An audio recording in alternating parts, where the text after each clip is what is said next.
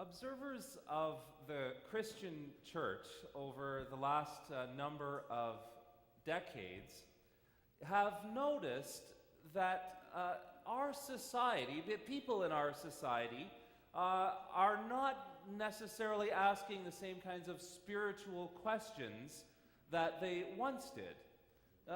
For example, people might used to have asked themselves, what must I do to be saved? Or who is an appropriate candidate for Christian baptism? Who ought to be admitted to the Lord's table and partake of the sacrament of Holy Communion? Nowadays, people don't seem to be asking questions like that. And observers have noted that maybe that's the reason not so many folks come to church anymore, is because the church is answering those questions, but they're not the questions people are asking. And one of the questions that seems to have replaced those older theological questions goes something like this: how can I live a happy life? How can I live a happy life? There's a very popular children's book being read widely these days. It's called Have You Filled a Bucket Today? A Guide to Daily Happiness for Kids. And it tells a wonderful metaphor. It says that every one of us, everyone all around the world, carries with them an imaginary bucket or pail.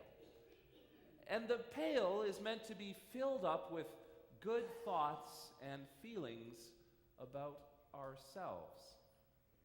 And we can't fill our own buckets particularly. We need to fill one another's buckets.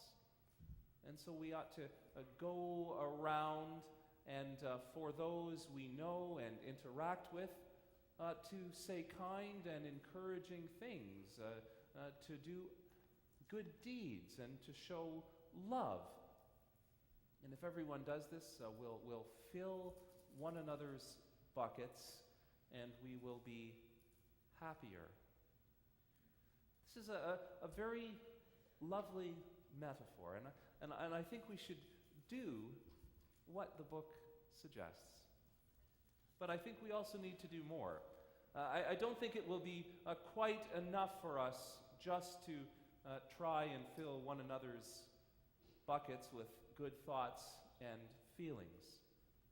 For one thing, we cannot always count on the esteem of others.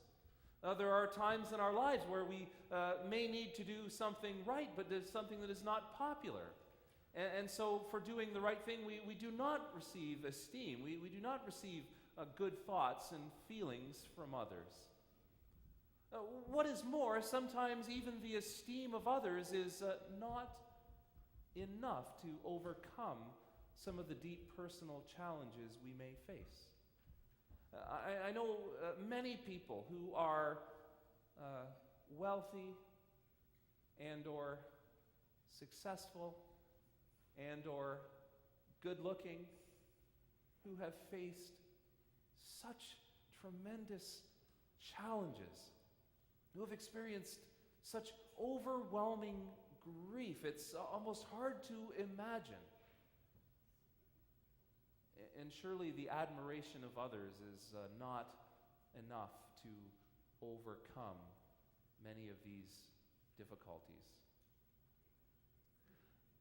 I think a fuller sense of how we might find happiness comes from the suggestion of the French mathematician Blaise Pascal. He said that every one of us has a God-shaped hole in our hearts. And this hole cannot be filled by any created thing, but only by God, our Creator, made known in Jesus. I think there is something in all of us which needs the presence of God? How might we share with one another not just good thoughts and feelings, but something of God, our Maker? How can we do this? There's a missionary I know who, in his experience, has found that there are three things we need to share God with others.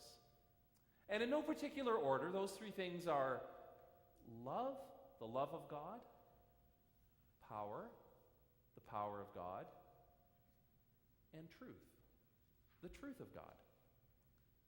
In today's scripture, which Bob read so well, I think we find Jesus presenting God in each of these three ways. First off was love. Jesus showed others the love of God. The episode we heard from Mark's Gospel comes very near the beginning of the story of Jesus. Jesus has just begun on his public career, his earthly ministry, however we may choose to call it. To this point in his narrative, Jesus has done sort of one public thing to declare himself and to demonstrate his aims or purposes. And to this point, he has only 4 disciples. We know that eventually he had 12 disciples in his inner circle. To this point, he had 4. The 2 sets of brothers, Simon, Peter, and Andrew, and then the brothers James and John. Mark tells us that after his first public display, Jesus went with those 4 disciples to the house where Simon Peter and Andrew lived. And when they went in, they found that Simon Peter's mother-in-law was very sick. She had a fever, which today we now know signaled some kind of infection. And it was the kind of infection that they were very worried about, and we can well imagine that all they could really do was cross their fingers and hope that she might get better, although they would have had it in their minds that she might not get better. And they went into the house, and Jesus was told about the woman's condition, and Mark tells us that Jesus went over to her and took her by the hand and helped her up. And as she got up, we learn the fever left her. I find it remarkable and wonderful in this story that Jesus' act is portrayed in such a loving gesture to reach out and take her by the hand and help her up. Even had she not been healed, we would say he showed love. She got better and prepared a meal for everyone in the house. And we can picture Jesus and his friends and some of their family members sitting around the house, enjoying a meal and some company together. And somehow or other, word filtered out that Simon Peter's mother-in-law had been healed of her condition. And at some point in the evening, everyone else from the town came to the door of that house. Now, try to imagine yourself living in that time where there is no modern medicine, none of what we take for granted for personal care. Think, for example, of any time you've gone to the hospital emergency room and how crowded it is. Think of our hospital and how many people are currently in the hospital needing the expert care of the doctors and nurses. Think of all the people around our city today who may be trying to see a physician at a walk-in clinic. Think of all those who are at home with some kind of long-term illness or a chronic condition or debilitating injury who don't even need to go to the doctor because it's already determined that they're not really going to get any better. And imagine in our city there is no medical care as we know it. And all of those in our community who are ill have to sit at home and just hope they get better, or maybe try different sort of superstitious treatments. And imagine in that scenario that news comes of somebody who brings the healing power of God. Needless to say, they all turned up at his door. And Mark tells us that Jesus tended to every single one of them. What great love that must have taken. If you all show up at my house tonight around 7 o'clock, after I've had supper and the kids are in bed and I just put on my sweatpants and sat on the couch to watch some TV and relax, if every single one of you showed up at my door wanting something from me, you could see how loving I am or not. Some of you might be encouraged to call me tomorrow morning. But Jesus, relaxing with his friends, tended to everyone who came to him with a need. And in so doing, showed them God's love. There was a well-known theologian from the United States. He was born and raised in the Netherlands. In fact, his family came from the Frisian part of that country. And in the middle part of the last century, his family, like so many others from that land, emigrated to the United States and to Michigan in particular. And when they arrived, they had little more than the clothes they were wearing. And they were very poor, and his parents struggled in low-paying jobs just to meet ends meet, to put shelter over their heads and food on their tables. And sometime after the family came to Michigan, the father died. And so there was the mother and the three boys, and their situation was particularly desperate, as you can imagine. And some years later, this boy who grew up to be a theologian remembers asking his mother why she had never remarried. He said, "Mom, surely you must have thought about getting married again. You must have, on some level, wanted to have some companionship, to have some support, to know that intimacy and love." And his mother answered, "Yes, I thought about it, and I would have liked to. But I could never be sure that if I brought another man into the house, that he would care for my children as much as I did."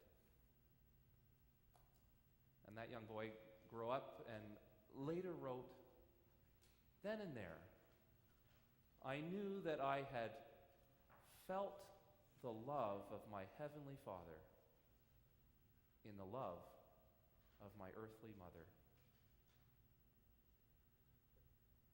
To help people be filled up with God, we need to help them know about the love of God. Another thing that is needed for people to feel God's presence with them is a power, the power of God. Mark's gospel tells us that all of these crowds of people, just about everyone from the town we can imagine, who showed up at the door of Simon, Peter, and Andrew's house, was dealing with some kind of affliction in one form or another. And for all those who were sick, Jesus healed them. And for all those who were possessed by a demon, Jesus cast out the demon. And Mark adds an extra note to say that for those demons that were cast out, Jesus had a further extraordinary level of control. Now, whatever that might have looked like, if we had a video camera to record, there is something being described in the idiom of the day that Jesus made a concrete difference in their lives. Jesus had some ability to fix their problems. He used what power he had to overcome what challenges they were facing. And it points us to something important. That if someone is to know not only that there is a God, but that God cares for them, that God is a real and active presence in their world and therefore can be in their lives, it is reasonable to assume that people need to see God making some real difference for them. Recently I was invited to join the advisory board for the downtown mission of the Salvation Army here in Barrie. And I have been very interested to learn some of the things that the Salvation Army does in our community. Last year, 2014, for example, they served over 100,000 free meals to those who were hungry. They own a rather valuable little parcel of land in Barrie and are trying at the moment to see if they can find a way to build some transitional housing on that property. Transitional housing is housing for those who are coming out of some form of shelter or another. And a period of time in transitional housing allows people to get their feet on the ground and thereby have a much higher chance of success in getting and keeping their own place for the long term. Now, I'm sure the Salvation Army is no more perfect than any other religious organization. They have their difficulties and problems just like anyone else. But I think one thing we might say for them is that in the grand scheme of things, they are pretty good at getting stuff done, at showing in concrete ways what the presence of power of God can do. If we want people to be filled up with God, we need to be able to show them the power of God. The third thing that is needed is the truth of God.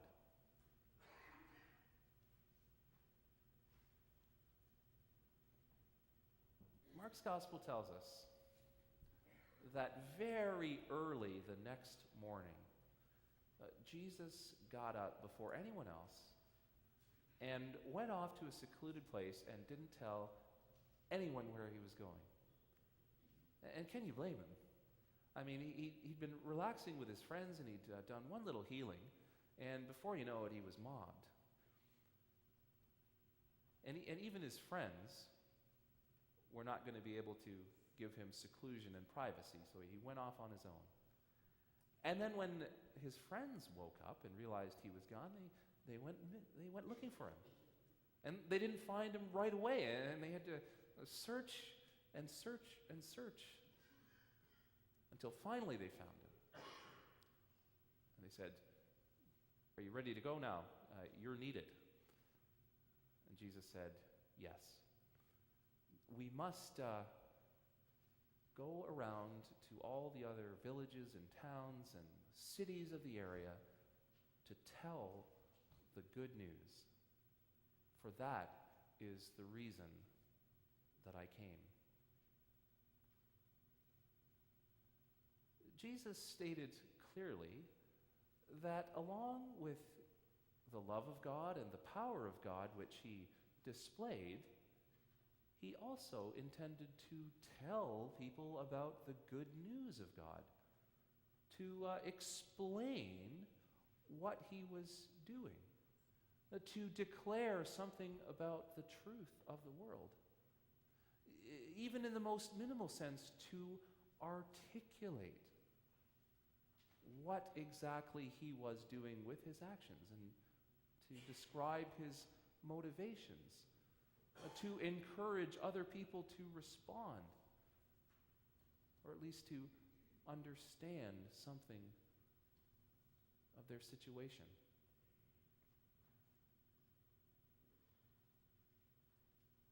Some of you may have seen the Simpsons cartoon at some point in your lives. Probably not as much as I've seen it, but you may at least be aware of it.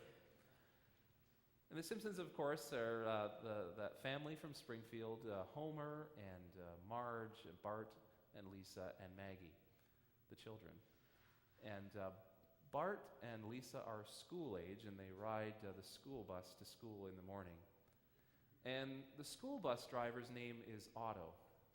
Now, Otto is a stoner who listens to heavy metal music, is precisely the opposite kind of person that you would want your children hanging around, but nonetheless, he's the bus driver. And in one episode, the school bus is on the way to class, and it swerves off the road and goes into a river. Now, the children were fine, but Otto was cast into the middle of the river and struggled against the current for a moment or two. And then when it became evident that he wasn't going to be able to struggle against the current any longer, and he started to be swept away, he shouted out as loud as he could, "Zeppelin rules!" Like he had thought long and hard about what he wanted his last words to be. And with those last words, he wanted to tell everyone that Led Zeppelin was the greatest rock band of all time. Some of you may follow American politics, and if you do, may have remembered the last presidential election. And one of the candidates who was seeking to be the Republican nominee for president was Michelle Bachmann. Well, it became fairly evident early on that she was not going to win the nomination. She was not going to be the Republican candidate for president. And so she gave a speech to say that she was withdrawing her candidacy. And what she said was remarkable. Here was perhaps the one time in her career where she was not trying to campaign, not be a politician, and yet also have an audience. That may have been the one speech in her career that met both of those criteria. And in that speech, her point was to say, I guess it just isn't God's intention for me that I would be president. And everyone else out there, God has a plan for you. don't you know? If you had only one thing to say, one chance to speak, to say something, what might it be?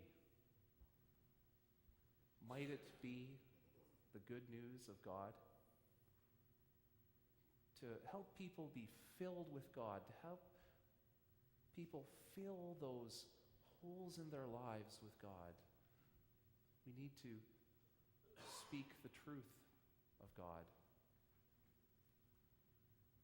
What can we do to have happy lives?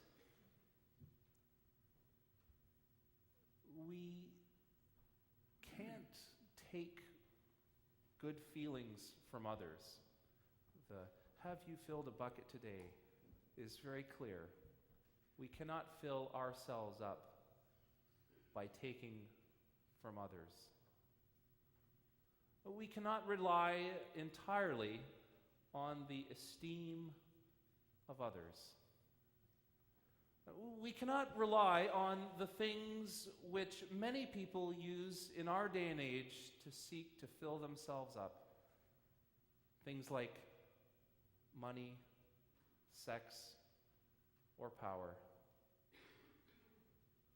It seems those things leave us only craving and thirsting for more. No, rather we can satisfy our cravings, we can fill ourselves up only with God, our Maker. And we can help one another. We can fill one another up by sharing with those around us God's love, God's power, and God's truth. Thanks and praise be to God. Amen.